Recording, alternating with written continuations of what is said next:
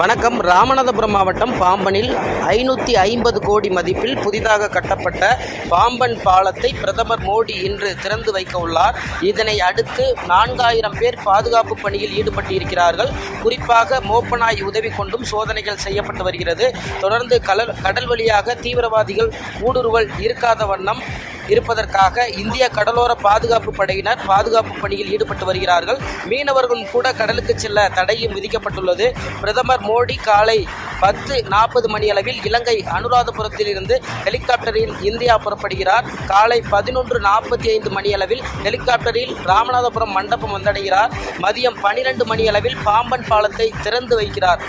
மதியம் 12:45 மணியளவில் ராமநாத சுவாமி கோவிலில் தரிசனம் செய்கிறார். பின்னர் மதியம் 1:30 மணி அளவில் ராமேஸ்வரத்தில் வளர்ச்சி திட்டங்களுக்கு அடிக்கல் நாட்டுகிறார்.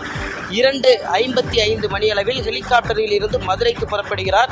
இந்த நிகழ்ச்சியில் எதுவும் அசம்பாவிதங்கள் நடக்காமல் இருப்பதற்காக கிட்டத்தட்ட 4000 பேர் பாதுகாப்பு பணியில் ஈடுபடுத்தப்பட்டிருக்கிறார்கள். முக்கியமாக பார்த்தோம் அப்படின்னா காவல்துறையினர், மத்திய பாதுகாப்பு துறையினர் பணியில் அமர்த்தப்பட்டு இருக்கிறார்கள். மேலும் கடுமையான கட்டுப்பாடுகளுக்கு பின்னரே பத்திரிகையாளரும் கூட பரிசோதனைக்கு பிறகு அனுமதிக்கப்படுகிறார்கள்.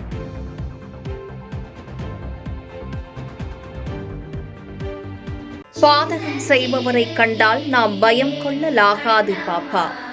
மோதி மிதித்து விடு பாப்பா, அவர் முகத்தில் உமிழ்ந்து விடு பாப்பா. அண்மை செய்திகளை உடனுக்குடன் தெரிந்து கொள்ள இணைந்திருங்கள் எம் நாடு தொலைக்காட்சியுடன்.